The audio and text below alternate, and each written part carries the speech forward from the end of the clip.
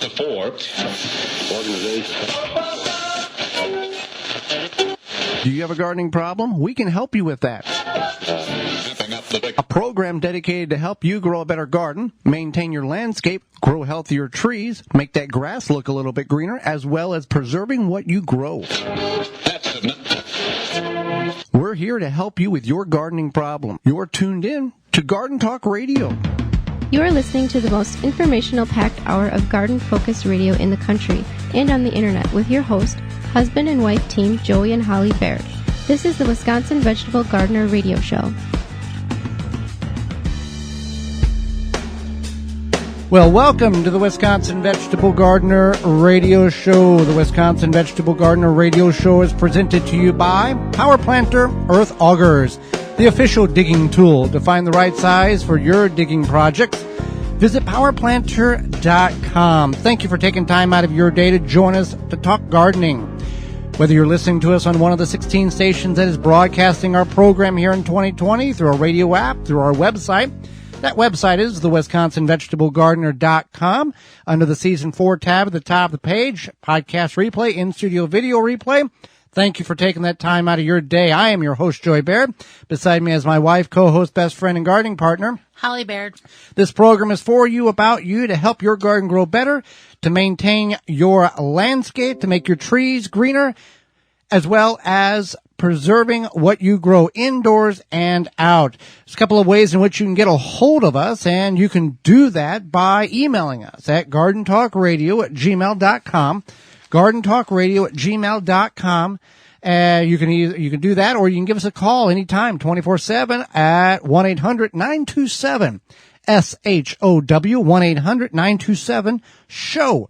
You can get direct contact with us right now, or after the show, you can certainly do that. Leave a message. We will call you back with the answer to your question. We got a big show lined up for you, as we always do. Segment 1, we're going to be talking about what you should be doing in your garden right now. Maybe you are, maybe you aren't. And segment 2, what to do with all the apples and pears you may be going to get, or you already know you will have. And our guest is Jackie Beyer. She's the host of the host of a gardening podcast out of Montana. She will be with us, and your garden questions. So, Holly, let's get into the program here, and let's talk about what people should be doing in their garden right now. It's after Labor Day. Some people think gardening's over and done with until spring next year. Well, we certainly don't think that. So, and that's okay if you do, but if you are like us and we still have plenty of time to do some gardening, to harvest, whatever. So the biggest thing is that now is the time, if you haven't pulled many weeds, now is the time to pull weeds, because they're going to reseed and then they're going to come back next year. Because you got one seed, yeah, or one plant now, and if you don't get rid of them before they go to seed, you'll have, 573 plants, possibly. And in most locations, it's cooler, or going to be cooler out, so you can pull weeds and not have to sweat as much. Now, this is one of the key elements of the reasons why we transitioned from ground garden into raised bed gardens this year. Oh yeah, because we had more weeds than we had anything in ground, and now we're in a better situation. Smaller area, but more productive. Because this year it's the year of the green beans for us. Obviously, we've had tomatoes and we have peppers. Potatoes didn't do so well. But the year of the green beans, we're picking, what would that be? A 2.5 gallon bucket every week now, out of, I mean, it's starting to slow down. Yeah. But it was like every week. Yeah, it's funny because I was talking to one of my friends in Colorado, and she's just got a lot of squash. Okay. And I was like, we're drowning in green beans. It's not a bad problem to have. No. I think we've froze or blanched and freezed around 85 to 90 cups of beans now, in 2.5 cup bags in the freezer, which is an easy way, and the best way we have found to preserve the beans. And you've heard that multiple times on this program if you follow us on a regular basis. But we got a lot of green beans, and we're happy about that. We've got good tomatoes. We're happy about that. And the potatoes was about the only thing. We don't have the squash this year, or the zucchini we don't have. Your sister does. Yeah, she's got a lot. But we, could be worse. So you should be pulling weeds if you're not already. That's something that needs to get done to limit, not totally extinguish, but limit the amount of new weeds that will come up next year, assuming that you have raised beds or if you're able to purge your ground gardens with the, removing those weeds and continue to keep those at bay. Another thing you want to do is you want to evaluate how things did this year. So for us... Did you win the Showcase Showdown or did you lose and overbid? We won the Showcase Showdown of green beans. Yes. Yeah. Okay. And pretty good on tomatoes, I would say. Yeah, we're still got a good month of harvesting tomatoes. But then sadly for us, womp womp is the potatoes. Yeah, we've never had. Now, your sister in her yard, we only planted 6 potatoes. That's what filled out the raised bed that she had. Very good harvest compared to what we were doing. And we've planted in good new compost, and we just have given up the hope of having successful potatoes. Some of you are able to plant one potato, and you got 37 pounds of potatoes that come off that one potato. I'm exaggerating, but you have a phenomenal harvest on that, and we've just never been able. Now, your sister, we had some good years in the backyard of her house, but overall, it's when you can buy, and I'm going to go inorganic at the supermarket, potatoes $3 for 10 pounds. You can't grow them that cheap. That just is not going to happen. But you want to write down, take photographs, make note of, hey, this did really good in this area. This did very poor in this area, and then. If it did pour in that area, like we're trying to figure out the potatoes, did you plant something in partial shade that needed full sun? Or, why did something succeed and the other didn't? Did you have a disease? Did you have a lack of nutrients in the soil? What may have been the cause of positive or negative results in that in that area, for that species or that variety? Right. So that's definitely something that you can consider. So you want to plant your fall garden. You can do that still, even if you're short on time. Radishes take 30 days to reach maturity. Lettuce, spinach, you can get baby lettuce and spinach off of those. Turnips take 60 days. Rutabagas take 90 days. So that peas take 70 days. So based on, and a lot of these things can handle a frost. They can't handle a hard, super terrible freeze. Swiss chard, baby Swiss chard, garlic. Even if you're not going to plant a fall garden, you can plant fall garlic, and you can get that from BigElkGarlicFarm.com up in Pennsylvania, a sponsor of the program. Got great garlic, family owned and operated, and you can get that, and you can get that in the ground to get that harvested next late June, early July, based on the variety. You want to plant it about 30 days before your first, take a guess, hard freeze. And then you will have a little top growth, but you can get that established. And even if you don't have, real estate that you want to lock up for 9 months on garlic, you can plant it in a flower bed, the side bed of the house. It will work very well in those areas. Even if it's not the greatest of soil, garlic will still grow and grow really, really well. And I think that's the biggest thing, is just realizing that you're going to take up that space. And it's worth it, though. Yeah, and then also just, I know a couple weeks ago we talked about planting great garlic. Yeah. But yeah, you definitely want to. Well, also, if you know where your tomatoes are going to go next year, and let's say the bed is 5 foot wide and you're going to have tomatoes on each side, down the center, you could do a row of garlic now and then plant your potatoes in the spring and then harvest the garlic in the summer next year and kind of utilize all the areas together. That's a good idea. Definitely. So another thing, when you ask a gardener what do they like, first is free, and then second is sale. So what we want to do at this time of year, not necessarily in the garden, but preparation for next year. A good gardener is somebody that plans 1 year, 1 month, 1 year, 2 years ahead of schedule. Right, for sure, yeah. So you want to plan ahead. And so with that being said, you want to think about your space and how maybe you could utilize that better. Now, like for us, we've thought about the investment we put in the raised beds this year, but we lost some space. We're thinking about possibly, if things work out well for us, we may put in a couple of more raised beds. Right. So that's one thing. Another thing is just thinking about, like, for example, we had really good green beans, but we didn't have good potatoes. So next year, instead of growing potatoes, what can we use in that space? We used, what did we use? The pallet bed and then just a random... The Root Maker 4x4 raised Oh, yeah. bed, and then a little bit in the traditional raised bed that we built.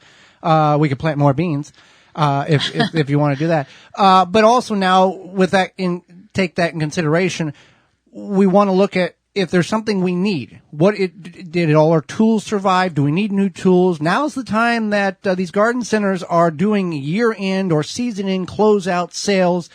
This might be the time to get the bagged soil or get the bulk material if they have it on sale, because they're wanting to move inventory so they can finish their books up for the year and that whole stuff there.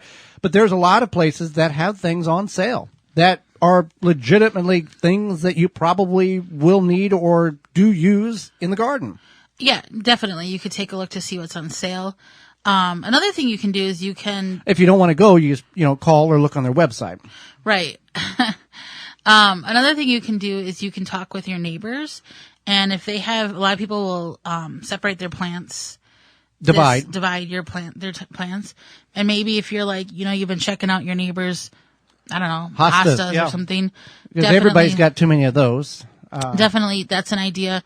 So that you can say, here's some zucchini. Dividing the rosemary. For the hostas. Yeah, that type of thing. So, and then also now we don't want to forget to save seeds. Now is the time we can save seeds on certain varieties that are not biennials, which that would consider the easy ones are onions and leeks. Those takes 2 years to put seeds on. But tomatoes, peppers, cucumbers are okay and easy to save. You let them go until they turn completely yellow on the vine. However, if you have more than one variety, they will have a cross-pollination, so it's best to buy new seed next year.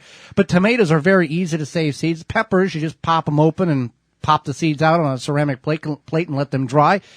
And label them, because you will forget, we got 7 plates of dried tomatoes. Do you remember what we had? No. Then you got mystery seeds for, 25 years. So how can one save tomato seeds? Cause I think that would be the most popular procedure in seed saving plant. Yeah, for sure. Especially if you have a tomato variety that maybe you don't, you have. It was hard to get a hold of, first of all. Yeah. Or it's something that's been passed down for generations in your family and you want to continue that. Like Uncle Bob gave you one at the family gathering. Yeah.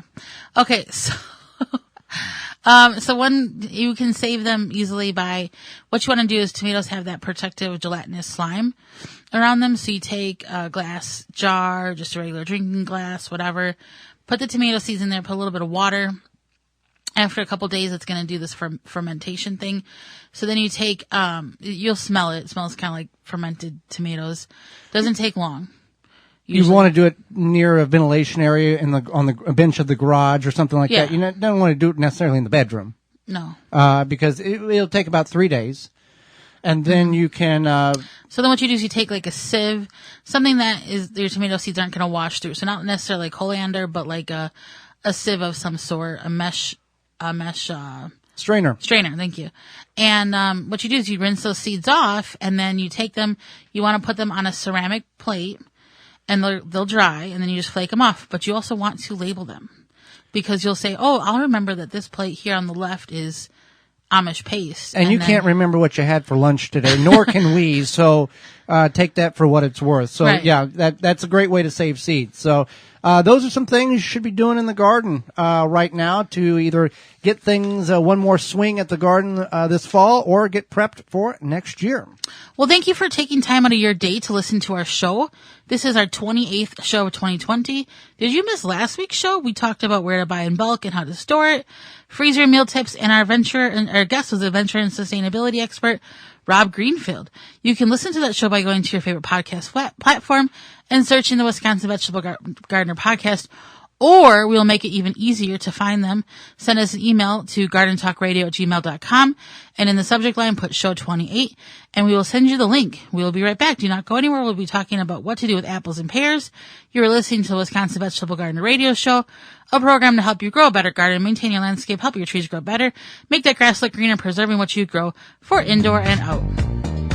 Got a question for Joey and Holly? Send it via email anytime to gardentalkradio@gmail.com. We here at the Wisconsin Vegetable Gardens understand that healthy soil is always the key to a successful garden. We know that chemical fertilizer burns carbon out of the soil and kills the microlife needed for a healthy soil ecosystem. No worries. Chicken Soup for the Soil by Dr. Jim's will stimulate life in the soil and supply all the nutrients most fertilizers neglect. Rather than force-feeding water-soluble chemical fertilizer, we suggest feeding the microbes a smorgasbord of 100% bioavailable nutrients that your plants can consume when they need them. Chicken Soup for the Soil is an amazing fertilizer that will increase the quality of all the fruits and vegetables you grow. Perfect for gardeners, growers, and farmers. To find out more about Chicken Soup for the Soil and other products, visit drjims.com. That's drjimz.com.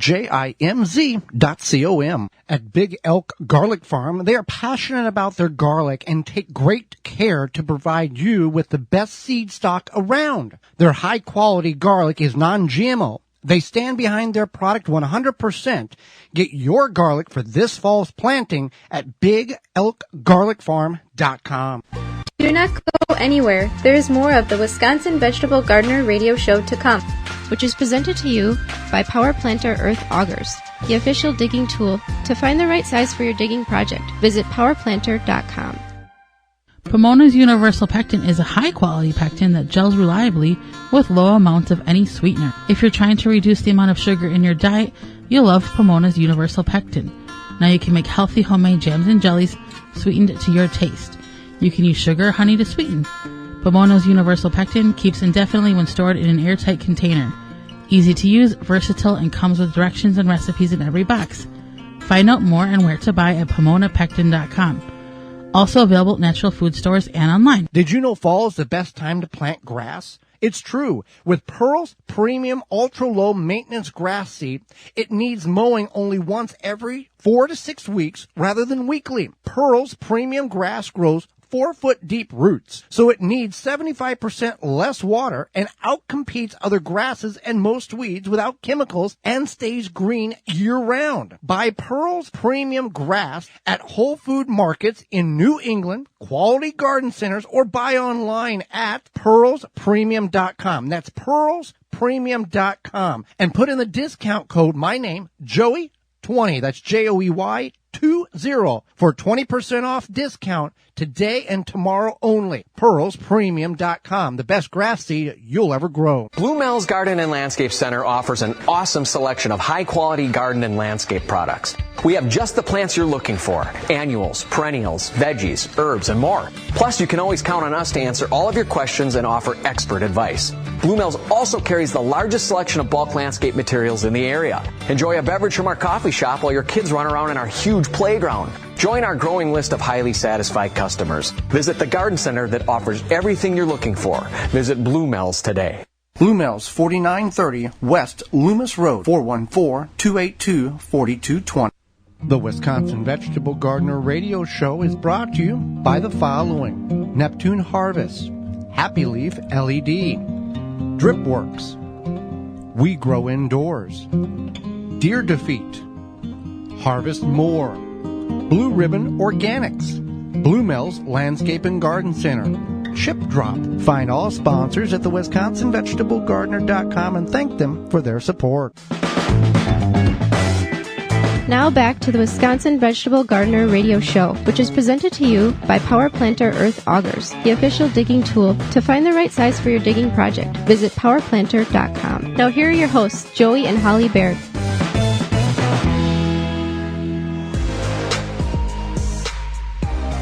Welcome back to the Wisconsin Vegetable Gardener Radio Show.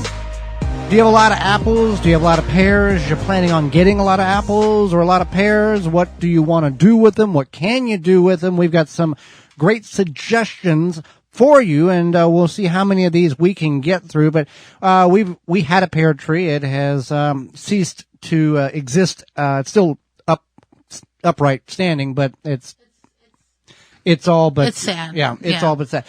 So maybe you went pear picking, apple picking, maybe you have or a you friend, will, or you have a friend or family member who's like, here's a bucket of pears. You want pears, you want apples, and you say yes, and they dump a pickup truck load on the porch. It happens. Yeah, it happens. So we can can them. We can can them as whole apples or pears. We can also make a syrup out of them, or we can can them as being pear sauce or applesauce. So those are some options. Now, Holly, whenever we can these, do we need to peel them, or can we leave the skin on, or what's recommended? You want to peel them. So okay. What we did is we would take our peeler thing, the crank peeler, crank peeler, and then we would just kind of chop them up a little bit, and then we would peel them.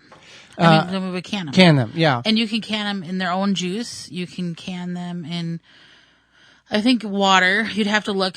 Peaches you can do in water. I'm not sure about apples or pears, but you want to find a reputable source that is safe from the National Home for Food Preservation, Ball Canning, Better Homes and Gardens, other reputable sources out there for the canning procedure. Now, you can also make vinegar out of the apples and or the pears. The scraps. Mm-hmm. Or you can just chunk them up and do it that way, too. Right. People are not aware that is that simple. I mean, it takes about 4 months, realistically, to get that apple cider vinegar or that pear cider vinegar, but you can do it and do it very, very easily. Right. It's part of a fermentation process. And, so you would just simply... we have kind of some directions on our website, thewisconsinvegetablegardener.com. But you have to, there's a process with the scraps or just them themselves, and you let it reduce, you let it do its thing, and you can make vinegar. You can make fresh pie, or you can pear pie filling or apple pie filling, so it's ready to dump into the casing of the pie, the shell, the crust. The casing. The casing. The shell of the crust of the pie, and then you put the top on, and then you put it in the oven. When we do can it in the pear pie or the pie filling procedure, what do we need to know? Sure. So, you need to get something called clear gel. Yep. And what that is it helps make the, I don't know. It's the gel. Makes it the gel. The jelly, the gel-like consistency that you see in the cherries you get in the can, in the jar, in the store, that type of thing. Yeah. So some recipes say to use cornstarch. Don't do that. You don't want to do that. It's going to be chunky and weird, and it's going to look like raw chicken in a jar. So you want to get clear gel. You can only buy clear gel online. And there's places where, and it does have an expiration date. So you don't want to buy a 5-pound bag or a tub if you're not going to intend to use that over, a certain amount of time. Right. So you can make pear pie filling, apple pie filling, that type of thing. It's very easy to do. And you can also make pies and then freeze them whole, as we have done. And it worked very well. We pulled them out of the freezer. We had it encased in a freezer bag, and then we pulled them out and heated it up, and it worked very well. Worked really good. What's another ideal here? Snack. We can dehydrate our apples and pears. Yeah, we've done this, and you can get creative. You can do anything where you, before you dehydrate them, you sprinkle some cinnamon on them. They make a really great snack, and make the house smell good. And, kids typically like that kind of stuff. So, if you try that. When you dehydrate these, we're not dehydrating them until they're as dry as a 2x4. There's a certain consistency of moisture you need in that in order for it to be then they're kind of edible, I guess would be the term. They're kind of chewy, but still good. Pear chutney or apple chutney. What is a chutney, first of all? People may not know what this addition to a dish is. Some people would probably call it like a compote as well. It's just a nice cooked fruit, chopped cooked fruits dish. Okay. I don't know, What is it used for? It's like a condiment. Okay. So what you do is I made pear, I think it was dried cherry chutney. And so you chop the pears, you kind of reduce it down with some sugar and the chopped cherries, and it becomes sweet. You can can it, and then you can put it on things like pork or ham or even just like toast. It's almost kind of like a jam, but not as jammy. And we can juice these apples and pears. If you're advanced, you can make apple cider. If you just want to can the juice, you can run it through a juicer, and there's a way of separating the pulp so you can have more clear juice in the apple and the pear form. It takes a little time, but it's well worth it. I guess, if you do it right, you can make apple. Is there such thing as apple wine and pear wine? Is there not? Ways that people do that? I think that, maybe like a wine or like a cider. Yeah, a cider would be the term that would be used there. You can also make,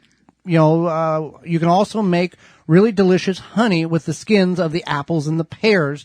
I will caution you that if you're trying to eliminate sugar from your diet, this is not the dish that you want to use because you add a lot of sugar. You add cups upon cups upon cups of sugar in order to get the consistency of honey. But you use the skins of both of these and you cook them down. So that is something that we have done, and it does work, but it does take a lot of sugar in order to do such. Right. So there's that. And then you can make jam and jelly with it as well. And that's something that's definitely a lot of people like apple jelly, or you could do like pear jelly. But jam, I made on our website, there's this apple lemon honey jam or something like that. Yeah, apple lemon honey jam. That's really good. What's the difference between a jam and a jelly? Jelly doesn't have the chunks of fruit. Jam does. Okay. Yeah. Jam is smooth.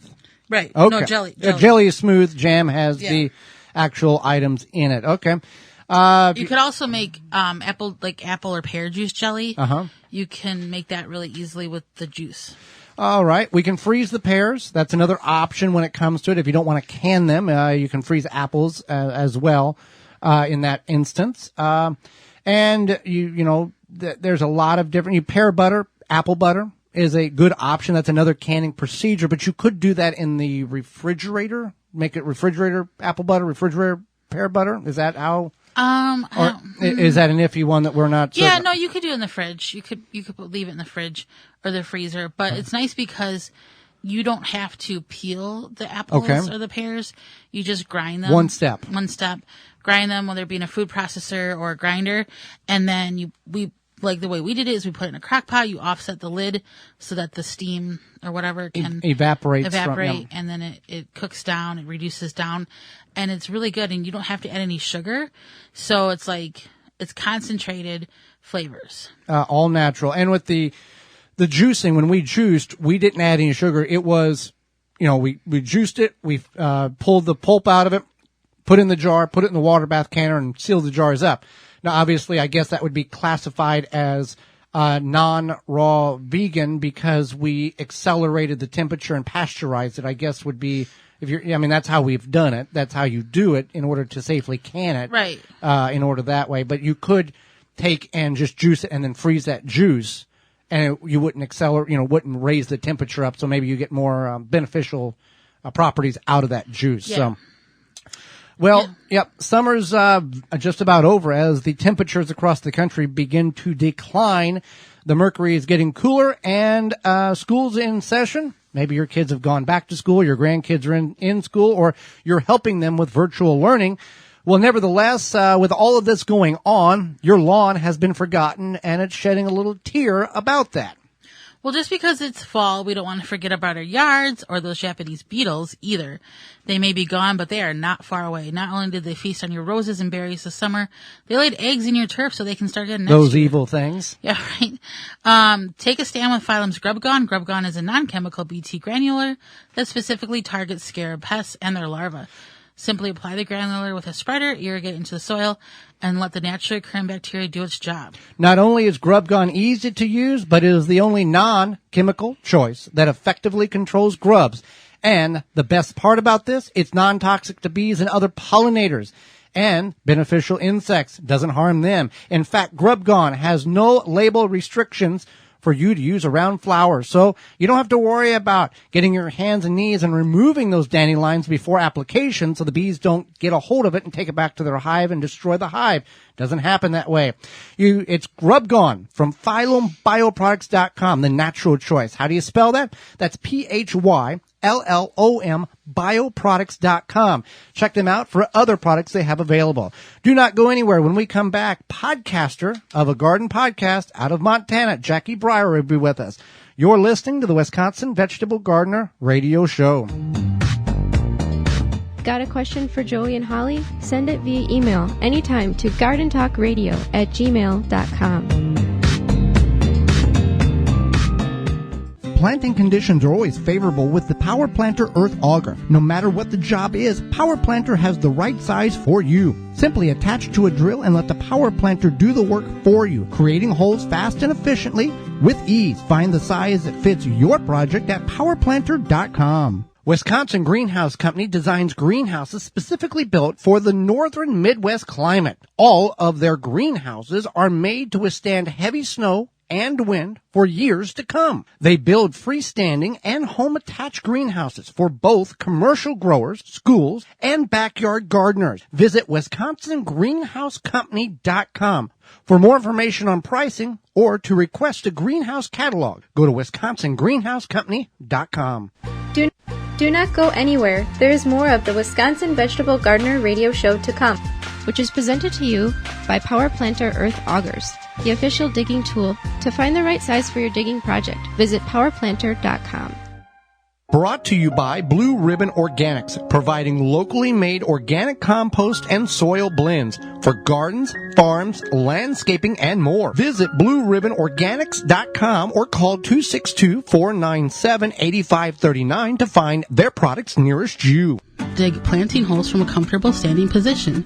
Step, twist, pull, and plant. Visit ProPlugger.com. The Wisconsin Vegetable Gardener Radio Show is brought to you by the following: Phylum Bioproducts, Dr. Jim's, MI Greenhouse LLC, Green Gobbler, Water Hoop, Seed Savers Exchange. Find all sponsors at the WisconsinVegetableGardener.com and thank them for their support. Blue Mills Landscape and Garden Center. They have mums available. They have fall decor available. They also have the largest variety of bulk material in the Milwaukee area with 40-plus varieties of items from wood chips to sand to gravel to compost and everything in between. You can go there to get the mums and the fall decor. You can also pick up the bulk material with the proper equipment, or you can have them deliver it right to your property, right to your job site. So you can get those last-minute jobs wrapped up, so you're not thinking about it all winter long and thinking, man, I wish I would have done that. Get it done now and let Blue Mills Landscape and Garden Center help you with that. Blue Mills Landscape and Garden Center, BlueMills.com. Now back to the Wisconsin Vegetable Gardener radio show, which is presented to you by Power Planter Earth Augers, the official digging tool. To find the right size for your digging project, visit powerplanter.com. Now here are your hosts, Joey and Holly Baird.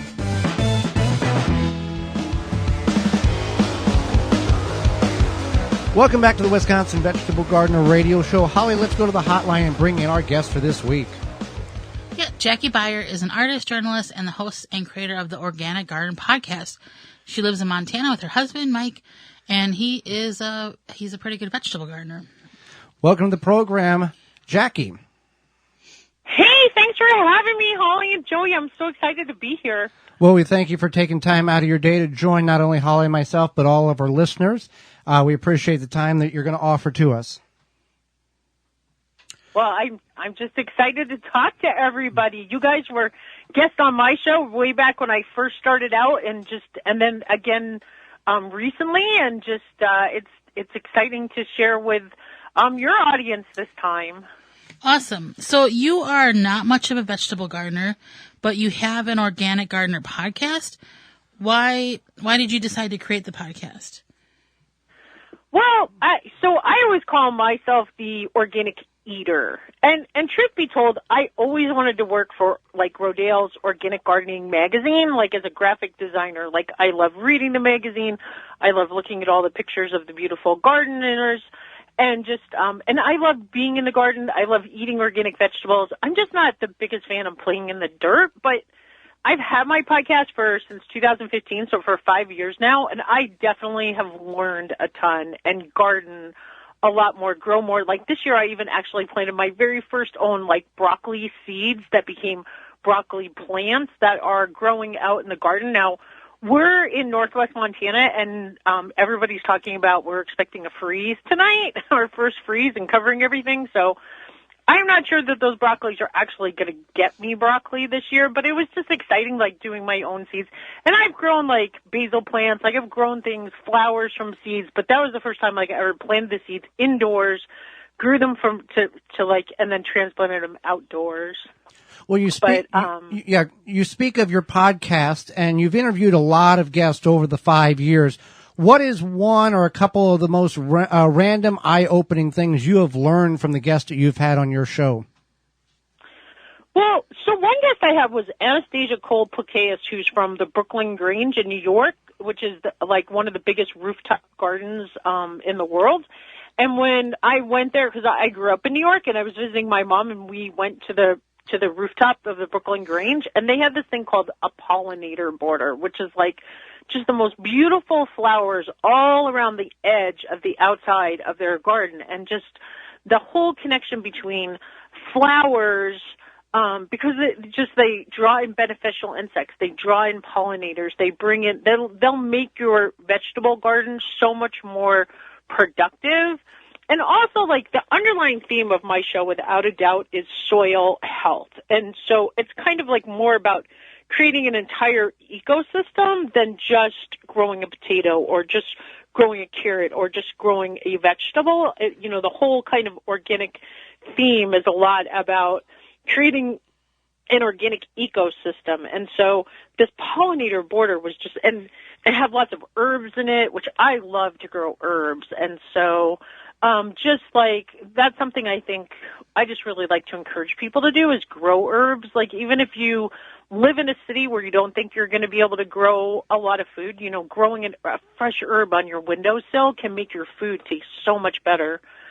And it's just so good for the environment. So even if you think you're not doing anything because you're not growing tomatoes, you're not growing like actual food, like growing flowers helps your local farmer or your local gardener or just the environment by providing places for bees to eat. So to me, that's something that was really cool to see after talking to a guest and then going to their farm. When you bring up the aspect of growing herbs, even if you're not going to grow tomatoes or peppers or potatoes, or you're unable to, because if you go to the store, you buy these little dinky things of herbs that are like, I don't know, I'm just expensive. That people do that. Yeah, and it's so expensive. And if you look at it wrong, it's already dried up and wilted in your refrigerator. So having that fresh source, if people would do it once, they would continue to do it forever, because they realize how beneficial or the difference it is between the store-bought and the freshly grown on their windowsill.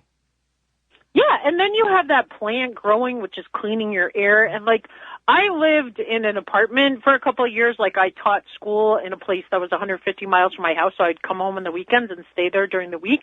And I was amazed at how many herbs grew in this apartment in northwest Montana, where there's, like, 3 feet of snow on the ground, and just how much that changed my cooking. And it was so nice to have those fresh herbs in my kitchen. And I was also able to grow a lot of lettuce. Like, in my classroom, we grew lettuce for the pet guinea pig, and we had a worm bin, which was really easy to keep in the classroom. I think every teacher should, like, every school should be composting. Like, I'm just a really big fan of compost. Like, even though I don't like to be in the garden because I don't really like dirty garden jobs unless, like, I talk a lot about, like, when I come home from school and I'm in my school clothes or even my school jeans, like, I don't want to get those dirty, but I have, like, definite garden clothes for, like, when I do garden jobs. And, like, but one thing that never bothers me is turning to compost. Like, I consider composting a clean garden job.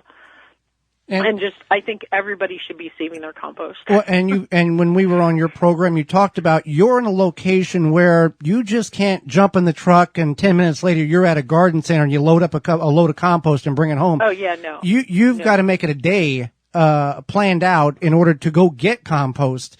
People don't realize how fortunate many of us are that have that availability so close to our gardens.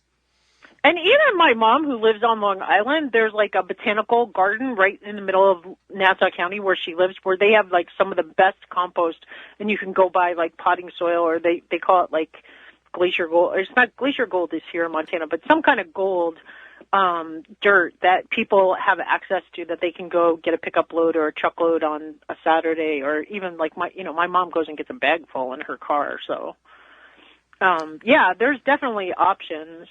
You know, the nice thing about being in rural Montana is we kind of have more options for, like, getting cow manure or chicken manure from people. Or one thing with cow manure people have talked about on my show is make sure you get the cow manure from cows that have not eaten weed-free hay, which it's taken me forever to get that down. But like, if they eat weed-free hay, it means the hay was sprayed with pesticides.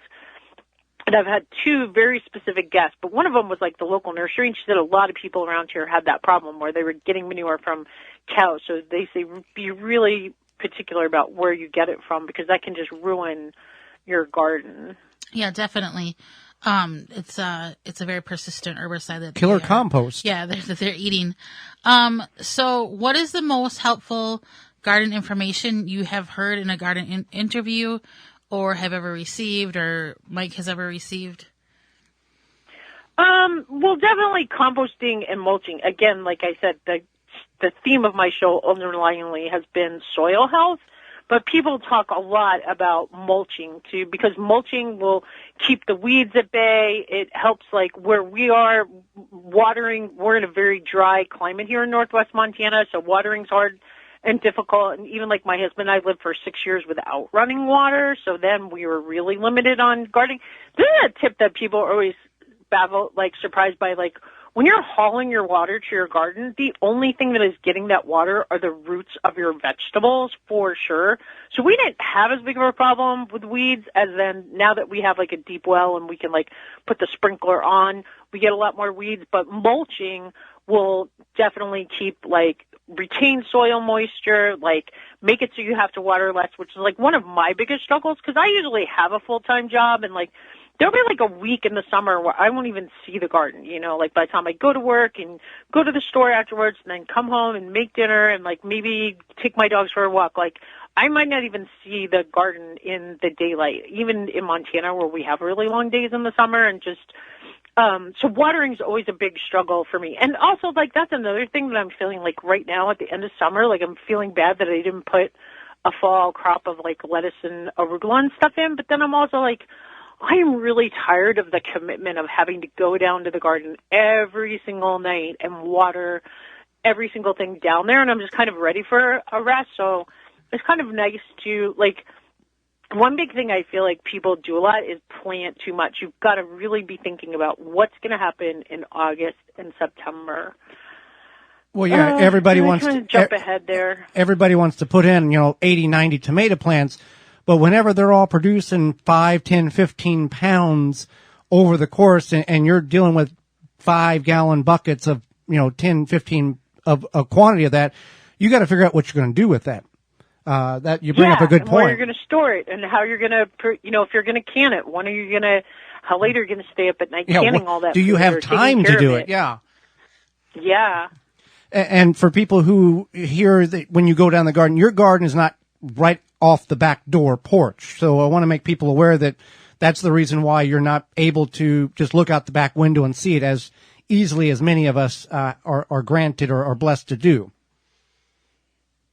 I mean, it's not that far away, but it's, yeah. And then my husband has what I call the mini farm, which is even further away than outside of our garden.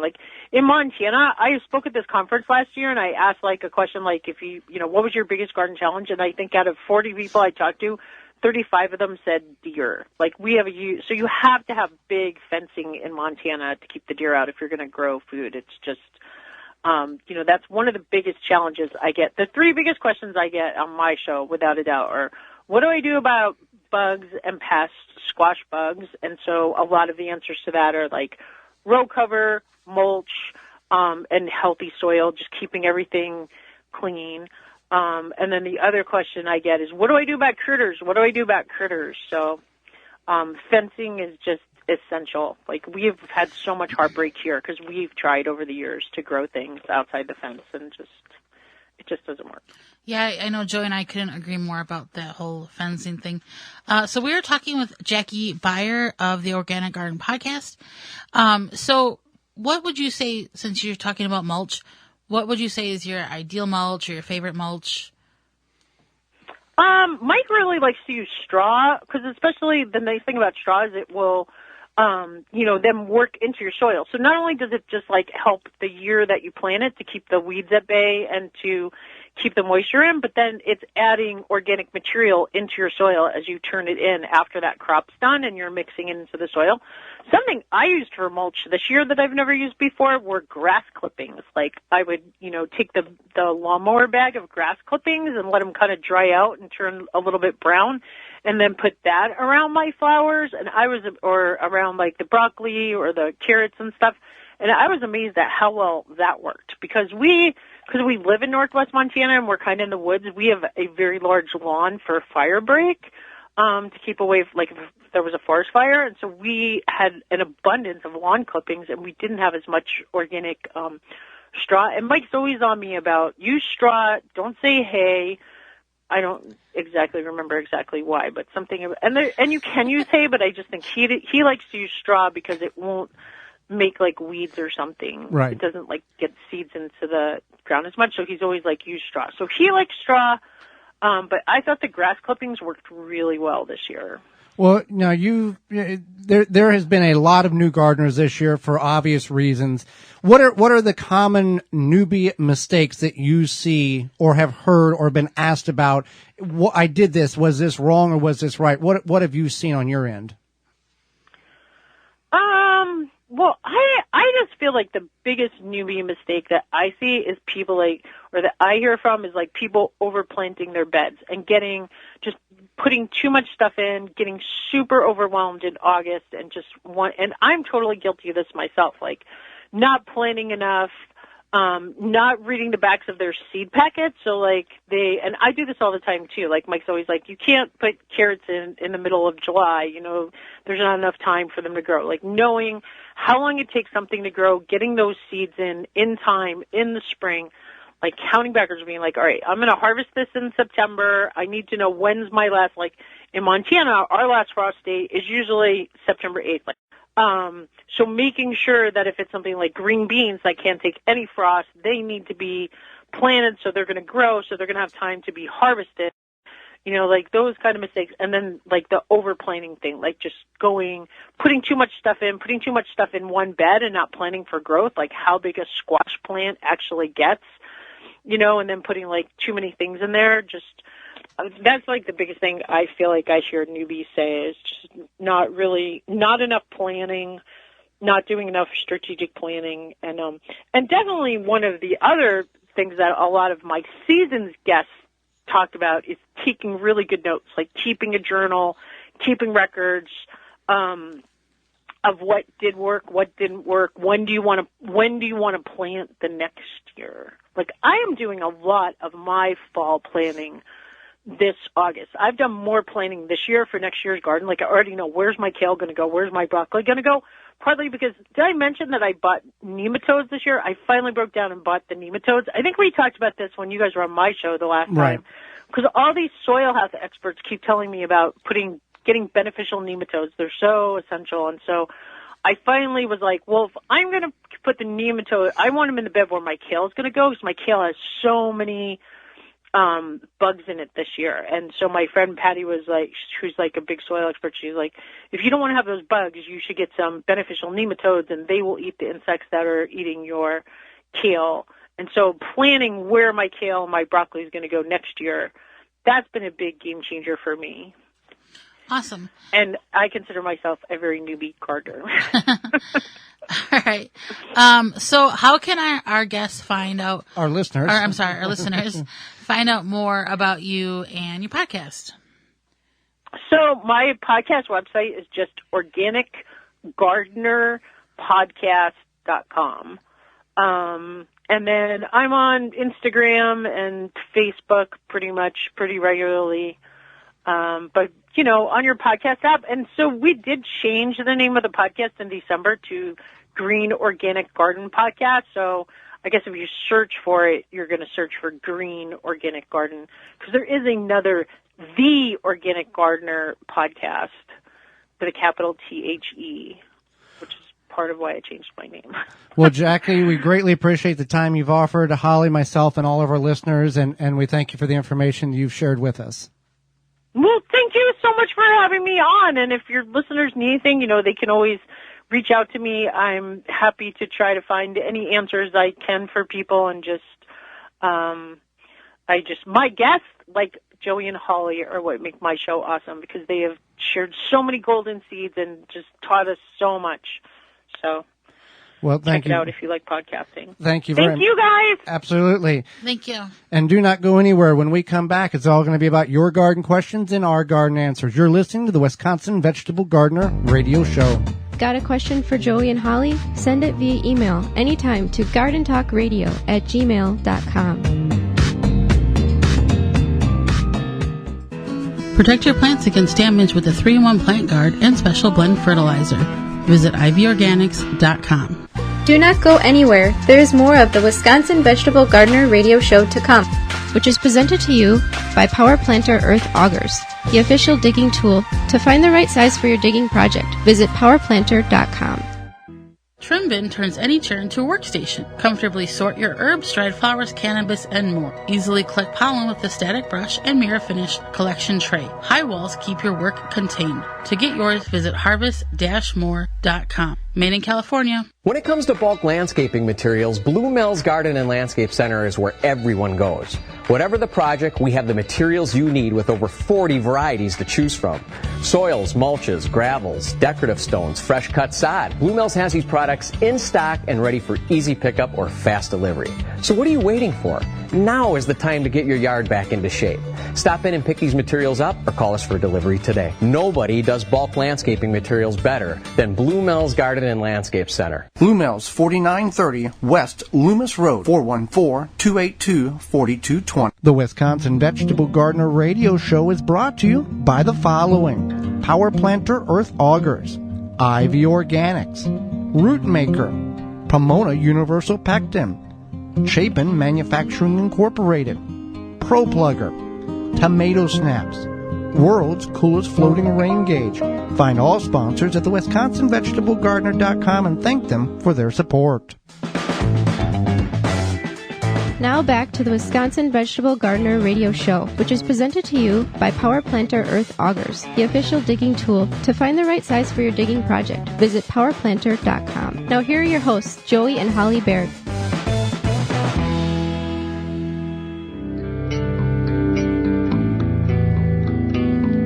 Welcome back to the Wisconsin Vegetable Gardener Radio Show. We appreciate you being part of the program today. If you've got a question, we've got an answer. You can get a hold of us a couple of different ways.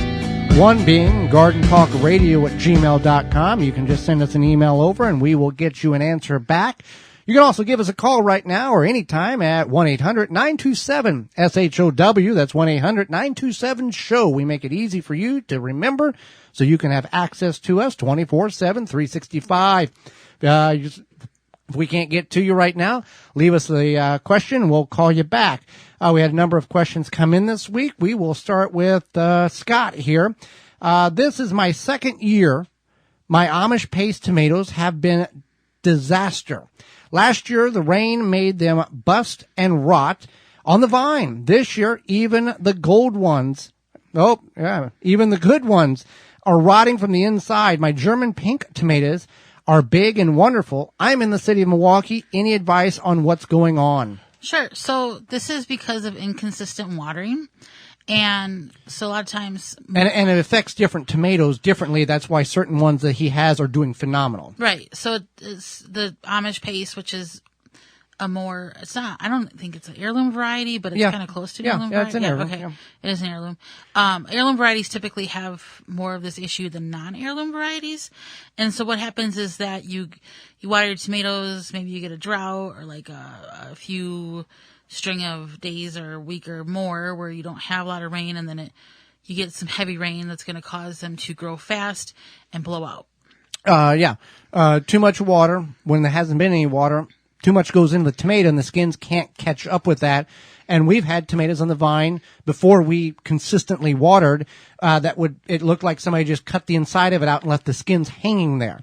Now also the problem with the internal rotting, again, that's blossom end rot that's not fully developing on the external portions because that inconsistent watering can't get enough calcium, to pick up in the soil.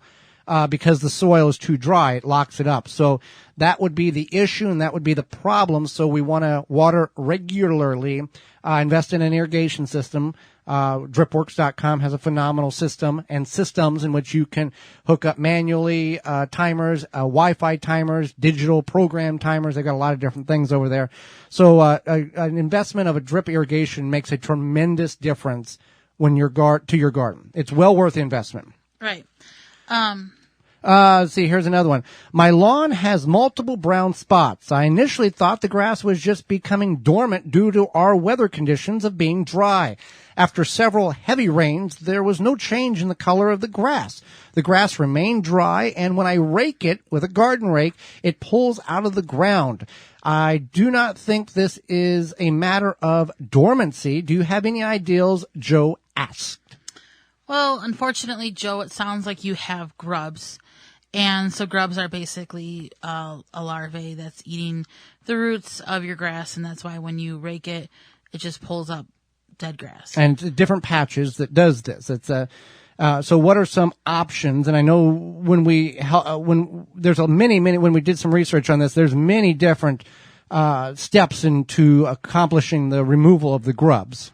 Right. So, and you can definitely do your own research on this if you want to find an alternative to what we're saying here.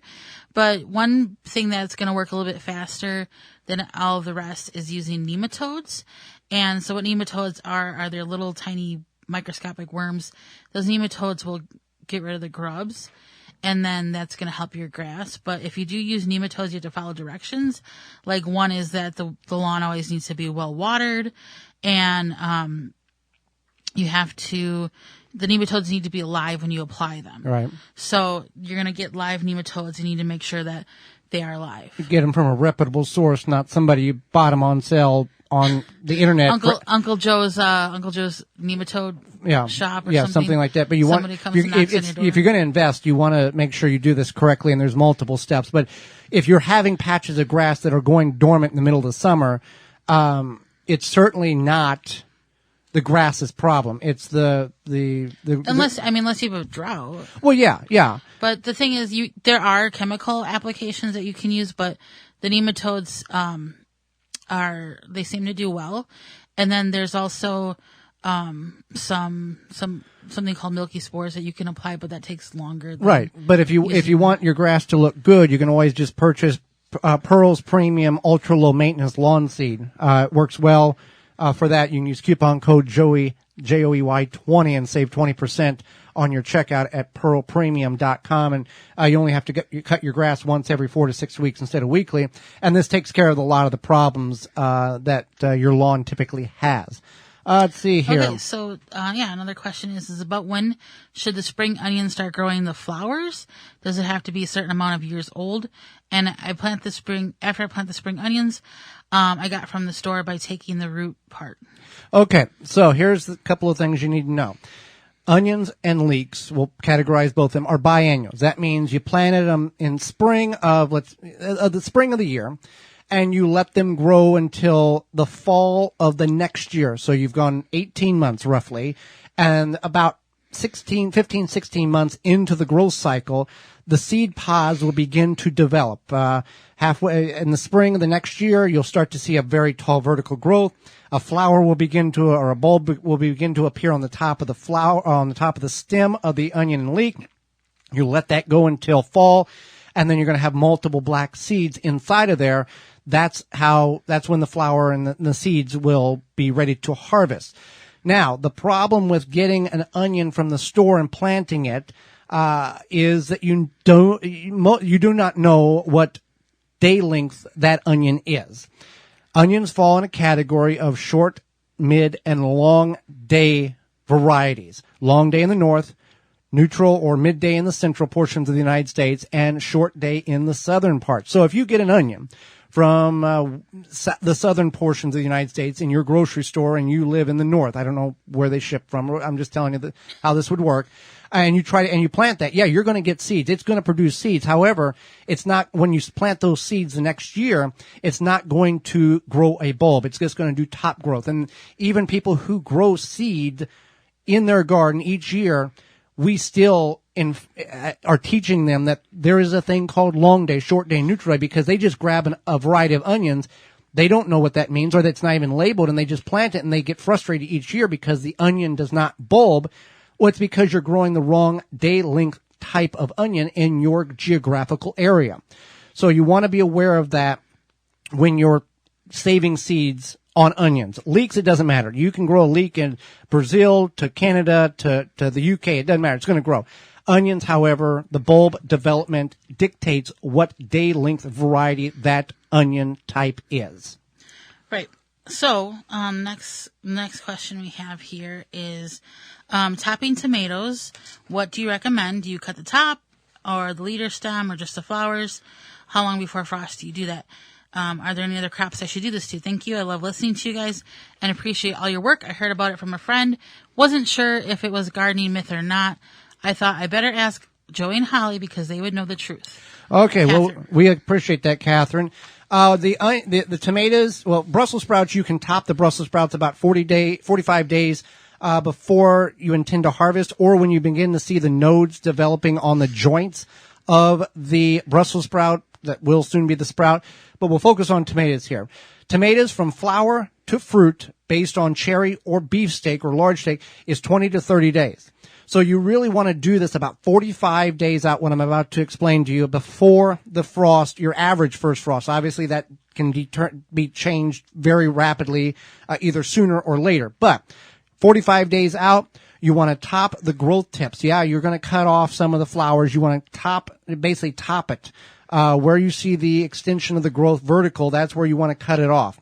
You also want to stop watering if you can. Obviously, when it rains, you can't control that. But if you're on an irrigation system, stop the watering. And then also you can take a shovel and go 6 inches outside, find the stem, and then go 6 inches out away from the stem and go straight down with your shovel 3/4 of the way around the root system. That will cut off a lot of the roots and put that plant in a stress mechanism response, and it will rapidly produce the fruit that is currently on the vine. So you can get red tomatoes before frost, or ripe tomatoes, whether yellow, white, purple, blue, whatever the case is, before frost, so you're not harvesting green tomatoes the day or the night before, and then you got to bring them in and try to ripen them that way. So top the tomatoes, chop the roots 3/4 of the way around, 6 inches away from the stem, and shut the water off on them if possible.